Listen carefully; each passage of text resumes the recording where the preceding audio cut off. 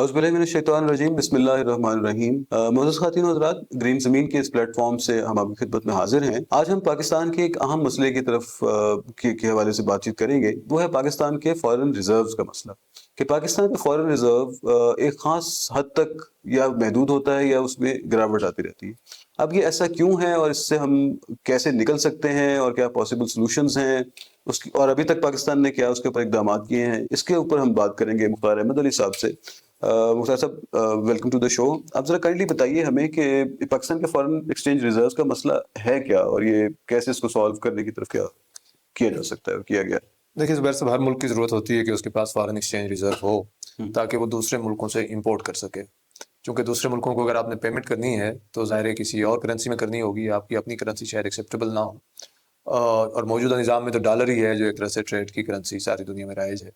تو ہر ملک کو foreign exchange چاہیے ہوتا ہے، اور فارن ایکسچینج آپ کو ملتا ہے کہ اگر آپ کے ملک میں انویسٹمنٹ ہو رہی ہو تو اس سے فارن ایکسچینج آ رہا ہوتا ہے، یا آپ کے ملک میں کوئی ٹورزم ہو رہا ہو تو لوگ آتے ہیں آپ کے ملک میں خرچ کرتے ہیں، ادھر سے آپ کو ڈالر ملتا ہے، یا آپ ایکسپورٹس کر رہے ہوں اور ایکسپورٹس کر رہے ہیں تو آپ کو اس سے بھی ڈالرز مل رہے ہیں، یا آپ لون لیتے ہیں۔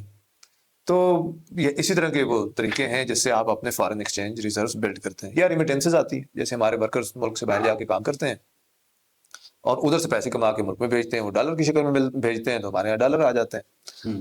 اچھا، پاکستان کی ورکرز ریمیٹنسز بھی کافی ہیں، ہمارے لاکھوں ورکرز باہر کام کرتے ہیں، مڈل ایسٹ میں یا امریکہ وغیرہ میں، یورپ میں، یو کے میں، تو ادھر سے وہ ڈالرز ہمیں بھیجتے ہیں، تو ورکرز ریمیٹنسز تو کافی ہیں ہماری۔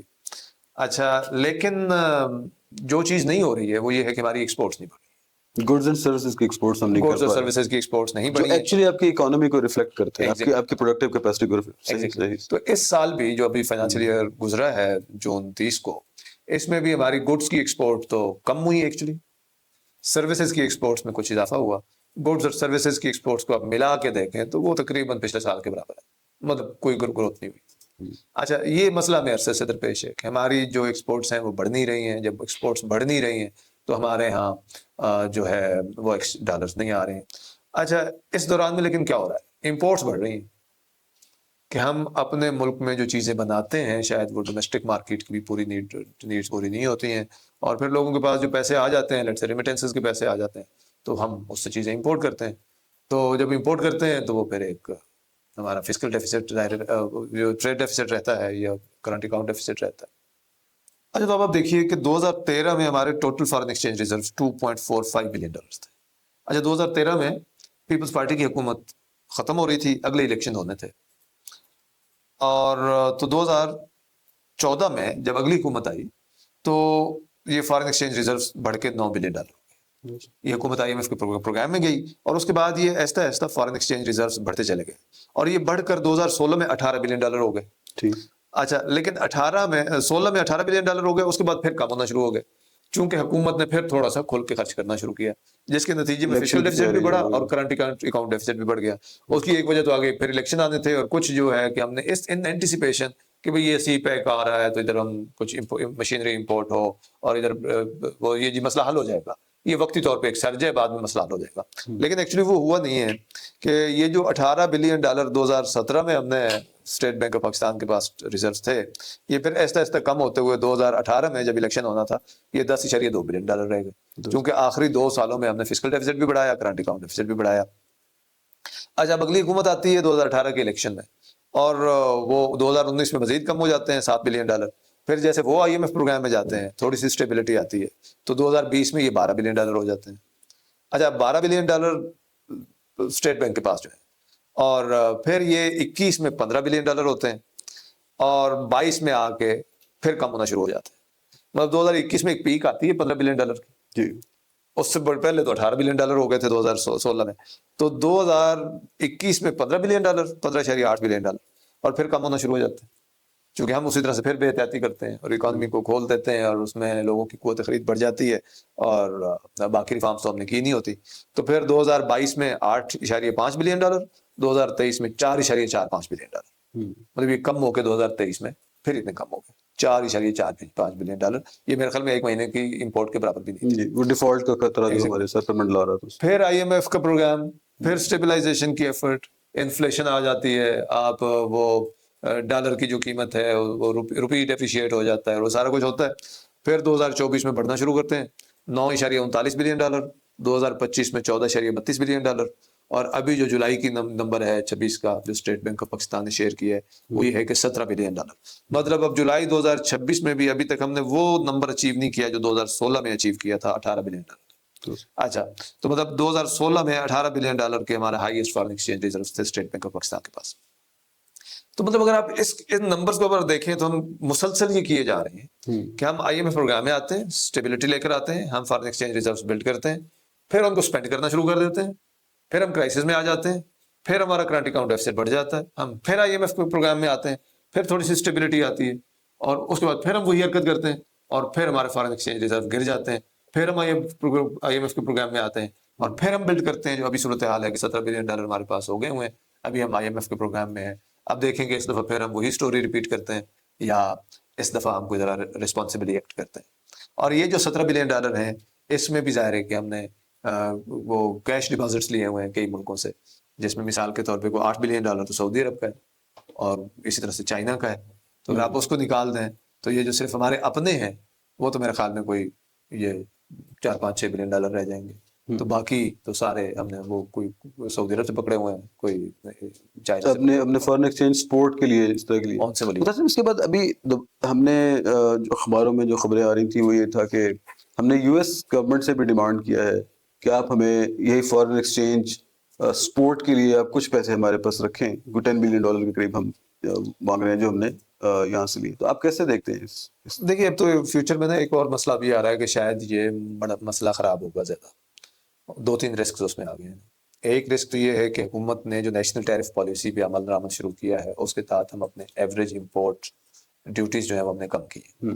اچھا جب ایوریج امپورٹ ڈیوٹیز کم کی ہیں، یہ سنا ہے جیسے گاڑیوں پہ بھی جو امپورٹڈ گاڑیاں ہیں ان کے اوپر بھی ڈیوٹی کم ہو گئی، تو ہو سکتا ہے یہ آپ کچھ تھوڑی سستی ہو جائیں اگر کوئی باقی فیکٹرز اس میں امپیڈ نہیں کرتے تو.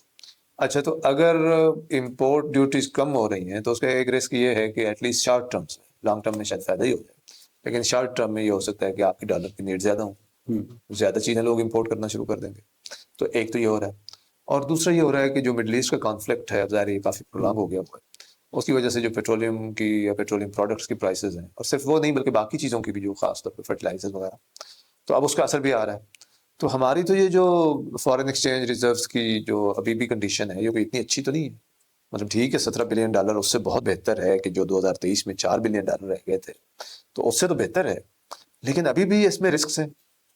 مطلب مڈل ایسٹ کی سچویشن پتہ نہیں کیا کروٹ لیتی ہے. پہلے یو اے ای نے مانگ لیے تھے تو سعودی عرب نے اس کو کورت کیا تو ہمیں کچھ فائدہ ہو گیا. اب جیو پولیٹیکل سچویشن تو پھر بھی بدل سکتی ہے، اوپر سے باقی رسکس ہیں.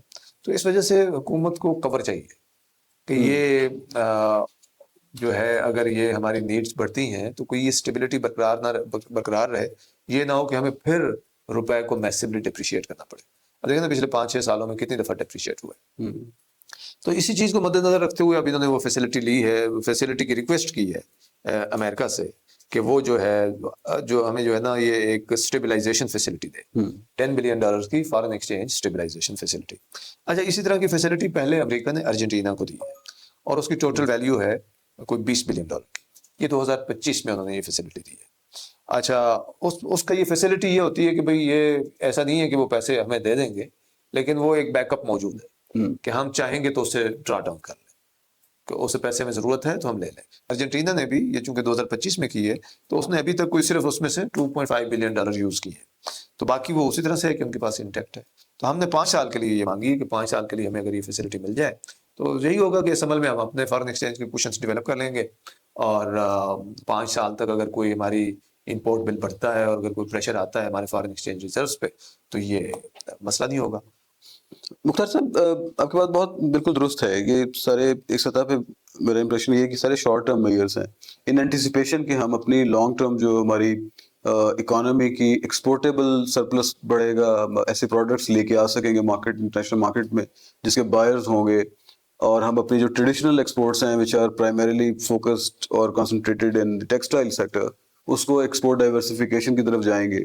اب یہ this is a tall order, it looks like it's a tall order کہ آپ اپنے ملک کی اکانومی کو ماڈرنائز کریں، آپ اپنی ورک فورس کو، اپنی جو فرمز ہیں ان کو اس قابل بنائیں کہ یہ high quality goods and services generate کریں جو انٹرنیشنل مارکیٹ میں ہائر ویلیو پہ سیل ہو سکیں. شاید صرف تولیے بیچنے سے ہم یا گیہوں بیچنے سے ہم اتنا پیسہ نہیں لے کے آ سکتے. پھر ہمارے اپنے ملک میں زراعت کو بھی جیسے ہم نے ریسٹرکچر کیا ہے, اس کے اندر بھی اب امپورٹ کا کمپوننٹ بڑھتا گیا ہے. وہ جو زراعت ہماری سیلف سفیشینٹ تھے ہم ایٹ لیسٹ بیسک لیول پہ ابھی بھی ہیں. مطلب ایک پور کو جو پور سیگمنٹ آف سوسائٹی ہے, جب یہ انفلیشن زیادہ ہوتا ہے تو یہ اپنے گاؤں میں چلے جاتے ہیں لوگ اکثر, اور وہاں پہ ایٹ لیسٹ وہ اسٹارویشن سے نہیں انہیں کچھ ہوتا, they can sustain themselves and then when situation improves they come back and they start reworking. لیکن پاکستان کو اپنے جو بنیادی معاشی ڈھانچہ ہے اس کے اوپر بہت سیریس کام کرنے کی ضرورت ہے, اور اس کو سائنس اینڈ ٹیکنالوجی بیس بنانا, اس میں ایون جابس کریٹ کرنے کی طرف لے کے جانا, اور خاص طور پہ جو سپلائی سائڈ کنسٹرینٹس ہم جسے کہتے ہیں کہ آپ ایکسیسو رولز اینڈ ریگولیشنز نہ لے کے آئیں, اس کو کنسٹرینٹ نہ کریں. آپ جیسے اب یہ ود ہولڈنگ ٹیکس جو ہے, اسی کمپلائنس اور بھی ریگولیٹری ریکوائرمنٹس اتنی زیادہ ہوتی ہیں کہ فرمز کو ایک علیحدہ آفس اس کام کے لیے بنانا پڑتا ہے. So you have to actually facilitate businesses to expand their productive capacity. تو مجھے لگتا ہے کہ پاکستان میں بڑے بیسک بھی ریفارمس کی ضرورت ہے سپلائی سائڈ پہ پرٹیکولرلی, کہ آپ زیادہ ایفیشنسی کے ساتھ گڈز اینڈ سروسز جنریٹ کریں for domestic consumption as well as export. Hopefully چیزیں اس پہ ہم نے جو زبیر صاحب بات کی تھی یہ بالکل صحیح بات ہے. اچھا, لیکن اس میں ایک چیز اور ایڈ کرنا چاہوں گا کہ ایک جو بہت بنیادی بات ہے نا, وہ یہ ہے کہ اپنے مائکرو اکنامک انڈیکیٹرز جو ہیں, ایک تو ہمیں ان کو ٹھیک رکھنے کی ضرورت ہے. یہ نہ ہو کہ ہم کوئی ایک اور پولیٹیکل آبجیکٹیوز کے تحت, چونکہ اب پھر الیکشن اگلے کچھ عرصے میں اگلے الیکشن کی تیاری شروع ہو جائے گی, تو یہ نہ ہو کہ ہم پھر اپنا فسکل ڈیفیسٹ بڑھائیں. ابھی ہم نے فسکل ڈیفیسٹ کم کیا ہے, مطلب اس حکومت کو کریڈٹ جاتا ہے کہ انہوں نے فسکل ڈیفیسٹ پھر ایک دفعہ کم کیا ہے, اور کرنٹ اکاؤنٹ ڈیفیسٹ بھی ان کا کم ہوا ہے. مطلب پچھلے سال کرنٹ اکاؤنٹ ڈیفیسٹ نہیں تھا, سرپلس تھا, اور اس دفعہ منیمل سا ڈیفیسٹ ہے. اچھا, اسی طرح سے جو فسکل ڈیفیسٹ ہے وہ بھی کم ہوا ہے. اچھا, یہ بات پازیٹیو بات ہے. اچھا, جو ہے ہمارا لون جو ڈیٹ ہے وہ بھی پرسنٹیج ٹرمز میں کچھ کم ہوا ہے. فارن ایکسچینج ریزروز بھی اب ہم نے کچھ بلڈ کی, اگرچہ اس میں ظاہر وہ جو ہم نے کیش ڈپازٹس لیے ہوئے ہیں جس میں کہ صرف سعودی عرب کا جو ہے وہ $8 بلین ہے. اچھا, لیکن اس میں اب کچھ ریفارم انہوں نے یہ بھی کی ہے کہ جیسے سعودی عرب نے پہلی دفعہ اپنے $5 بلین 3 سال کے لیے رول اوور کر دیے. اچھا, پہلے وہ سال کرتے تھے, تو ہر اگلے سال میں نا حکومت پریشان بیٹھی ہوتی تھی, IMF کو تسلیاں کرا رہی ہوتی تھی کہ نہیں یہ رول اوور ہو جائے گا. تو مطلب اس طرح کی چیزیں اب ہوئی ہیں. شاید یہ بھی اتنا ہی امپورٹنٹ ہے کہ لوگوں کو ٹیکس دینے کی اور پھر گورنمنٹ کو اکاؤنٹیبل قرار دینے کی عادت بھی ڈیولپ کرنی ہوگی. یہ بھی تھنک کرنے کی ضرورت ہے. یہ نہیں ہے کہ ہم بیٹر آف ہو جاتے ہیں اگر ہم ٹیکس ایویڈ کرتے ہیں. in the long run we are better off if we pay taxes and demand good quality services from the government. Absolutely. تو یہ ایک ایکٹیو سٹیزن شپ کی طرف بھی ہمیں موو کرنا ہے اگر ہمیں ماڈرنائز کرنا ہے اپنے آپ کو. مختار صاحب بہت شکریہ, آپ نے بہت اچھے طریقے سے سارے ہمارے جو فیڈرل ریزرو کا فارن ایکسچینج کا جو ہے اس کے اوپر آپ نے بات چیت کی ہے. خواتین و حضرات, اگر آپ کے اس پہ کچھ کامنٹس ہوں آپ ضرور کامنٹس میں لکھیے گا. اگر آپ اس میں ویلیو ایڈ کرنا چاہتے ہیں ضرور کیجیے گا, جو آپ کا پرسپیکٹیو ہے کہ پاکستان اپنے فارن ایکسچینج کو کیسے بہتر کر سکتا ہے, پاکستان اپنے فسکل میئرز کو کیسے بہتر کر سکتا ہے. تو ہم یہ گرین زمین کے پلیٹ فارم آپ کے لیے حاضر ہے, آپ اس کے اوپر کامنٹس کیجیے, ہم اس کو نیکسٹ پروگرام میں شامل بھی کریں گے. اگر آپ ایکسپرٹ ہیں کسی چیز کے اس کے لیے بھی آپ ہم سے رابطہ کر سکتے ہیں, اور انشاءاللہ نئے پروگرام کے ساتھ نئے موضوع کے ساتھ آپ کے پاس دوبارہ حاضر ہوں گے. آپ اس کو لائک کیجیے, سبسکرائب کیجیے, لوگوں کے ساتھ شیئر کیجیے. بہت نوازش, بہت شکریہ.